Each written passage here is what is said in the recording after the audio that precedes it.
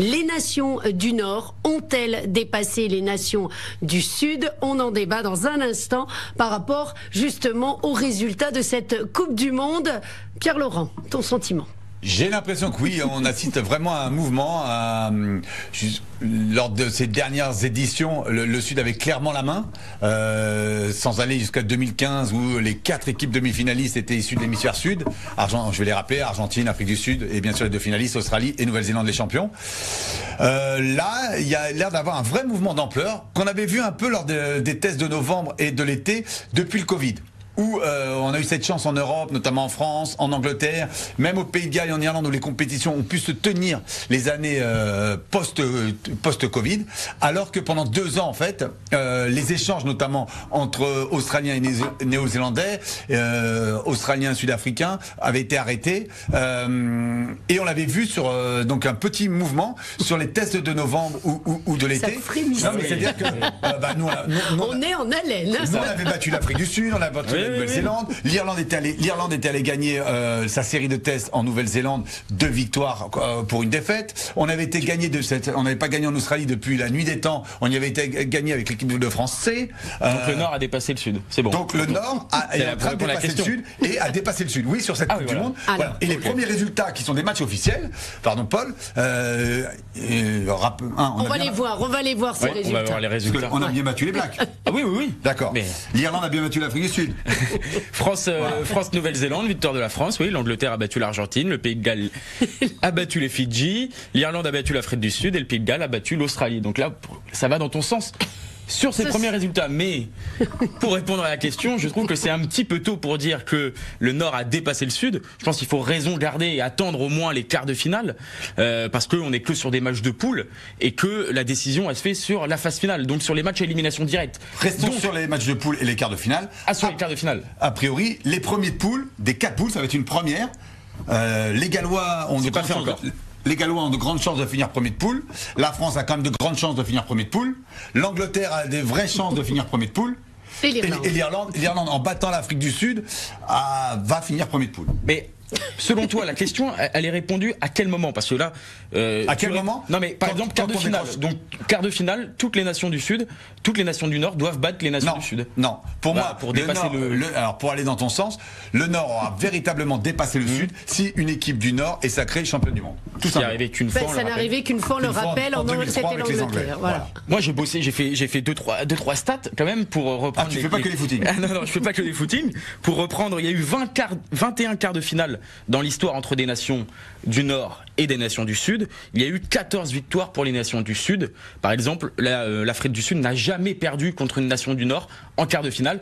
Et la Nouvelle-Zélande, on se rappelle, 2007, match fantastique, ils avaient perdu contre la France. Donc, je considère que les nations du Sud ont un savoir-faire sur les matchs à élimination directe. L'Afrique du Sud et la Nouvelle-Zélande ont gagné 3 fois la Coupe du Monde.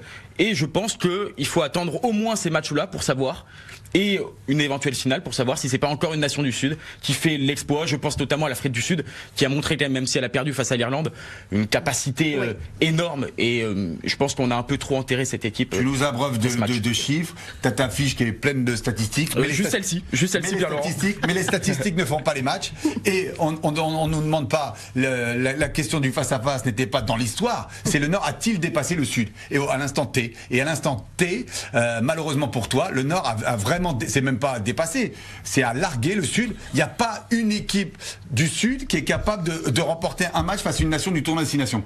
Non mais j'espère que tu avaleras pas ton chapeau en quart de finale quand l'Afrique du Sud battra, je l'espère pas la France, et que la Nouvelle-Zélande battra l'Irlande comme ils l'ont fait par le passé. Là, je te conseille que si ça arrive de jouer au jeu d'argent, tu vas gagner pas mal. mais après, j'ai peur par contre. Ça serait intéressant, c'est un bon argument de connaître les cotes avant les quarts de finale, notamment de la Nouvelle-Zélande qu'on enterre. Les équipes du Nord auront la cote. Non mais oui. Sans doute.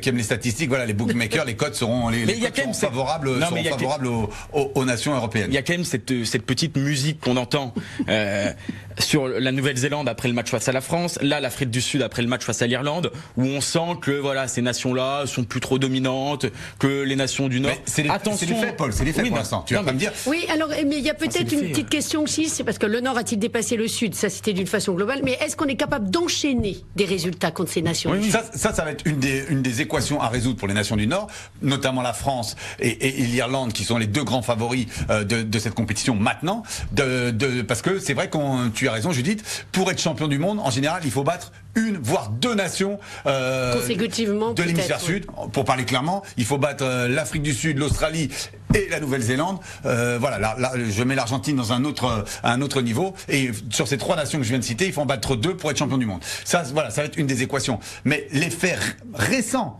ce que je veux dire, c'est que là, on assiste vraiment à une lame de fond. Je comprends pas que Paul ne soit pas d'accord avec moi. Non, je suis pas d'accord. Non, je suis pas d'accord. On est resté hier soir.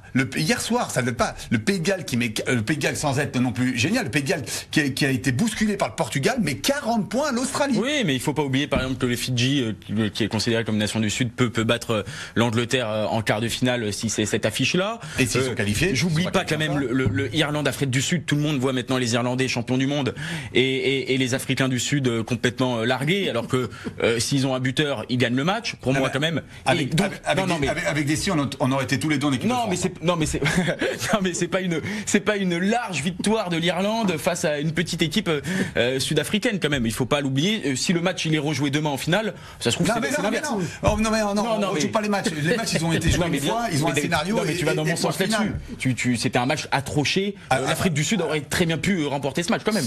Il y a pas une. Je vais pas du tout dans ton sens. Ah d'accord. Pour moi, l'enseignement que je tire de Irlande-Afrique du Sud, c'est que les Irlandais, ils ont regardé, et notamment le paquet d'avant irlandais, a regardé droit dans les yeux le paquet d'avant sud-africain. Ah oui. Le sélectionneur sud-africain avait prévu de mettre 7 avants sur le banc, il les a fait rentrer. Et ben les Irlandais ont regardé les 7 avants tout frais rentrer droit dans les yeux. Et il y a une forme de logique à la victoire irlandaise. Moi, je vous propose de refaire ce débat après les quarts de finale.